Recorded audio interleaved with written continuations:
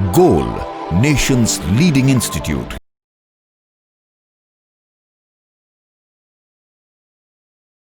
आप सभी का स्वागत है हमारे टॉपर्स टॉक में। और आज जो टॉपर हमारे साथ जुड़े हैं इनका नाम राज है। राज नीट 2020 में बहुत अच्छा रैंक लेकर के आए हैं। ये एसटी कैटेगरी से बिलोंग करते हैं, लेकिन इनका नंबर इतना अच्छा है कि जनरल में भी इनको बहुत अच्छा रैंक मिला है और जनरल मेरिट लिस्ट के अकॉर्डिंग भी इनको काफ़ी अच्छा कॉलेज मिल सकता है। तो आज हम लोग बात करेंगे राज से, जानेंगे कि क्या रहस्य है, कैसे इन्होंने इतना अच्छा मार्क लेके आया और इतना अच्छा रैंक लेकर के आया और इतने अच्छे कॉलेज में ये जा रहे हैं। तो राज, बहुत बहुत स्वागत है आपका हमारे टॉपर्स टॉक में। तो सबसे पहले बात करेंगे राज, आपके घर के लिए, आपके परिवार के बारे में कि कहाँ से हैं आप, क्या कौन कौन है आपकी फैमिली में, पिताजी क्या करते हैं आपके? सर मैं रांची में हूँ। मेरे पापा एक्स आर्मी मैन हैं, वो पहले आर्मी में सर्विस करते थे। और एक मेरे बड़े भाई हैं और मम्मी हैं। बड़े भाई क्या कर रहे हैं अभी आपके? मेरे बड़े भाई भी आर्मी में ही हैं। अच्छा, वो भी आर्मी में है। बहुत बढ़िया बात है, मतलब पूरा परिवार आर्मी में है। तो आप क्यों नहीं आर्मी में गए? सर मैं भी आर्मी में जाना था, पर मेडिकल के थ्रू मेरे को आर्मी में मेडिकल ऑफिसर की जॉब चाहिए थी। Okay, fantastic. तो ये ड्रीम है इनका, मोटो पहले ही फिक्स हो गया था कि इनको आर्मी में ही जाना है और एज अ डॉक्टर जाना है। बहुत बढ़िया बात है और बहुत बहुत शुभकामना आपको इसके लिए कि आप बिल्कुल अपने मोटो को लें। राज, अगर मैं रिजल्ट की बात करूं तो जो आपका इतना अच्छा रिजल्ट हुआ, इसका श्रेय आप किन किन लोगों को देना चाहेंगे? कौन सबसे ज़्यादा मोटिवेट किया आपको आपके रिजल्ट के लिए?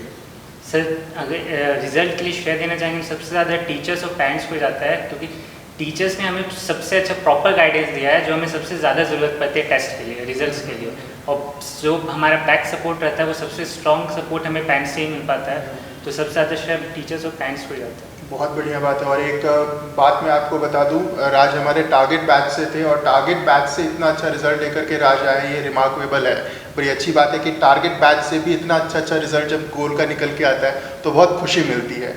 एक अच्छे रिजल्ट के लिए जहाँ पे हम बात करते हैं कि जहाँ पे एक अच्छा टॉप रैंक का मेरे को MBBS कॉलेज मिले, तो उस अच्छे रिजल्ट के लिए किन किन चीज़ों को आप ज़रूरी मानते हैं राज? क्या क्या चीज़ें हम एक स्टूडेंट को करने चाहिए जिससे वो अच्छे रिजल्ट को अचीव कर पाए? तो सबसे ज़्यादा ज़रूरी कि हमारा बेसिक स्ट्रॉन्ग हो हर एक सब्जेक्ट में। हमारा जो बेस अगर स्ट्रॉन्ग रहता है तो हम आगे भी क्वेश्चन बनाने में कुछ ज़्यादा डिफिकल्टी नहीं आती है। तो सबसे ज़्यादा इंपॉर्टेंस हमें अपने बेसिक्स को स्ट्रॉन्ग करने में लगाना चाहिए और एक प्रॉपर टाइम सेटअप करना चाहिए हर एक सब्जेक्ट वाइज पढ़ने के लिए। और ऐसा रहे कि हमारा वो सब्जेक्ट टेस्ट से पहले बहुत पहले कंप्लीट हो जाए, ताकि हमें टेस्ट से पहले रिवीजन करने का प्रॉपर टाइम मिले, तभी एक अच्छा रिजल्ट आ पाता है। बहुत बढ़िया बात कही। मतलब इस स्ट्रैटेजी से अगर कोई स्टूडेंट प्रिपरेशन करेगा तो डेफिनेटली उसका रिजल्ट अच्छा हो सकता है। जो परसेंटेज है वो काफ़ी ज़्यादा बढ़ जाते हैं। NCERT के बारे में क्या कहेंगे राज? NCERT की किताबों ने आपको कितना हेल्प किया आपके अच्छे रिजल्ट के लिए? सर नीट की बेसिस पे तो NCERT सबसे इम्पॉर्टेंट बुक है, क्योंकि मैक्सिमम क्वेश्चन नीट में NCERT से आता है। जैसे अगर हम इस साल के रिजल्ट की बात करें, अगर किसी ने NCERT प्रॉपर पढ़ी हो तो 600 अबव लाने में उसको कोई प्रॉब्लम नहीं होगा। क्योंकि तो अगर NCERT, इसलिए मैं सब रिकमेंड करूँगा कि सबसे ज़्यादा ज़रूरी हमारे लिए NCERT है। उसके बाद हम किसी और बुक्स पे ध्यान दें। और सबसे ज़्यादा अगर क्वेश्चन में प्रैक्टिस करें तो NCERT में सफिशिएंट क्वेश्चंस हैं जिसको प्रैक्टिस करने के बाद अच्छा स्कोर कर सकते हैं। बहुत बढ़िया। मतलब जितने भी टॉपर से हम लोग बात कर रहे हैं वहाँ से एक बात ज़रूर से निकल के आ रही है कि NCERT को प्रॉपर तरीके से हम लोग को फोकस करना है और NCERT प्रॉपर तरीके से पढ़नी है। तो बिल्कुल इस पॉइंट को हमेशा से याद रखिएगा कि एक अच्छे रिजल्ट के लिए नीट में अगर आपको अच्छा करना है तो डेफिनेटली आपको NCERT पढ़ना ही पड़ेगा। फिज़िक्स की अगर मैं बात करूँ, एज अ मेडिकल स्टूडेंट हमेशा परेशानी रही है। फिज़िक्स का विषय जो रहता है बहुत परेशान कर देता है बच्चों को। आपने कैसे मैनेज किया और आने वाले नीट एस्पिरेंट को आप क्या सजेस्ट करेंगे फिज़िक्स के लिए? सर वैसे तो फिज़िक्स मेरा हमेशा से स्ट्रॉन्ग सब्जेक्ट रहा है, सबसे स्ट्रॉन्ग सब्जेक्ट मेरा फिज़िक्स ही रहा है। पर फिज़िक्स को स्ट्रॉन्ग करने से सबसे अच्छा बेसिक स्ट्रॉन्ग रखें अपना। जो हमें स्टार्टिंग में पढ़ाया जाता है 11th में जो बेसिक्स पढ़ाया जाता है, बेसिक मैथ्स पढ़ाए जाते हैं, उस पर ज़्यादा ध्यान दें। बहुत कोई पहले ही फिज़िक्स के नाम से डर जाते हैं क्योंकि इसमें मैथ्स आ जाता है, पर ऐसा कुछ है नहीं। फिज़िक्स अगर हम अगर अच्छे से प्रैक्टिस करें तो इससे ईजी सब्जेक्ट और कोई सब्जेक्ट नहीं है। प्रैक्टिस करें तो इससे इजी सब्जेक्ट नहीं है। तो कैसे प्रैक्टिस करना चाहिए? मतलब टॉपिक वाइज करना चाहिए, चैप्टर वाइज करना चाहिए? कैसे आपने प्रैक्टिस करा था फिजिक्स? सर मैं चैप्टर वाइज से, मतलब जैसे स्टार्टिंग से होता है, तो हमारे जो NCERT में चैप्टर थे वो सही सीक्वेंस में है। मैं उसी सीक्वेंस में जाना चाहिए क्योंकि वो बेसिक से एडवांस चैप्टर में जाते हैं। तो आपने फिजिक्स की भी प्रिपरेशन NCERT से ही की थी? Yes sir. अच्छा, आपने नो अदर बुक्स? मतलब NCERT से इन्होंने फिजिक्स, केमिस्ट्री और बायोलॉजी तीनों चीज़ों की प्रिपरेशन इन्होंने NCERT से ही की। दैट मीन्स NCERT का वेटेज बहुत ज़्यादा है अपने नीट को लेकर के, अगर मैं बोलूँ तो। सही ना? यस बिल्कुल। एक और क्वेश्चन आता है हमेशा स्टूडेंट के साइड से कि उनके निगेटिव बहुत ज़्यादा हो रहे हैं, तो निगेटिव मार्क्स को कैसे कम किया जा सकता है?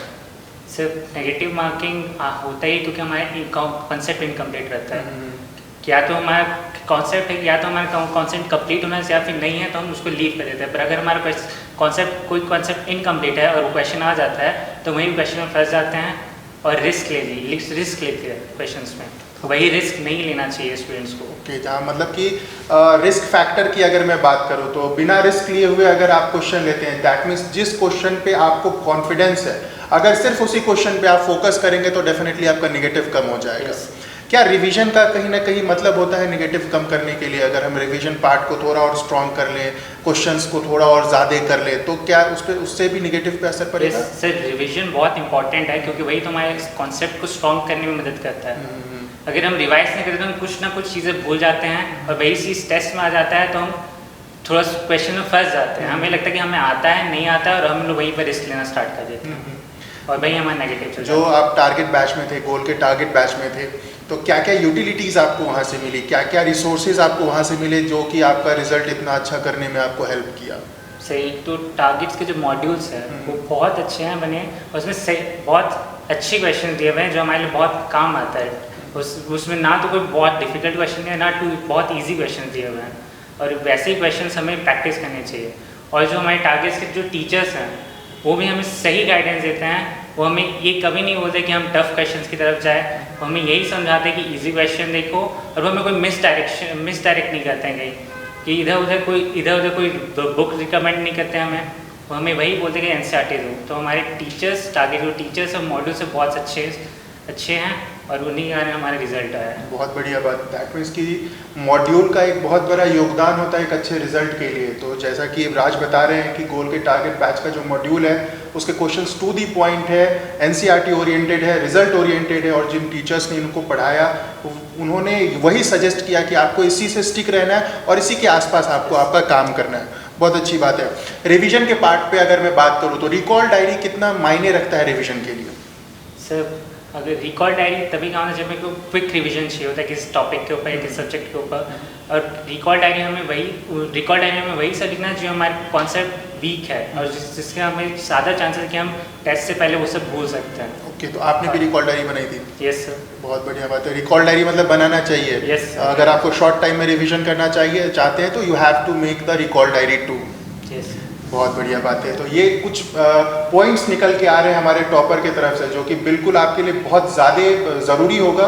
आप इसको अपनी पढ़ाई में जोड़िए और जोड़ने के बाद देखिए आप कितना अच्छी आपकी पढ़ाई हो जाती है। डॉक्टर बनने का सपना आपने कैसे देखा? क्या कारण था आपका डॉक्टर बनने का? सर, मेरा डॉक्टर बनना बचपन से ही सपना है। आपने जो बताया फैमिली से में सब आर्मी में है तो आपको भी आर्मी में ही जाना है, तो वहीं से निकल के आया था कि आपको डॉक्टर बनना है? सर, वही आर्मी में ही रहा है। तो मैं बचपन से क्वार्टर में रहा हूँ, तो वहाँ पर डॉक्टर्स को जब भी देखता था तो बहुत मोटिवेशन मिलता था कि हम भी ऐसा कुछ करें। और सबसे ज़्यादा ये डॉक्टर्स पूरे वर्ल्ड में सबसे रिस्पेक्टफुल जॉब है। ओके, इससे ज़्यादा कुछ नहीं। और आर्मी में डॉक्टर बनना और ज़्यादा रिस्पेक्ट वाली बात। कितनी अच्छी बात इन्होंने कही। दैट मीन्स इनको डॉक्टर भी बनना है, इनको अपने परिवार के जो इनके पिताजी हैं, इनके भाई हैं, उनकी तरह इनको आर्मी में भी जाना है। तो दोनों में कितना अच्छा सामंजस्य इन्होंने बिठाया। डॉक्टर बनते हुए आर्मी में जा रहे हैं। बहुत बड़ी शुभकामना, बहुत अच्छी शुभकामनाएं आपको। आप भविष्य में और अच्छा करें, जितनी भी सफलता है वो सारी सफलता आपको मिले और आपकी उज्जवल भविष्य की गोल संस्थान कामना करता है। धन्यवाद राज, आपका हमारे टॉपर स्टाफ में आने के लिए। Thank you very much.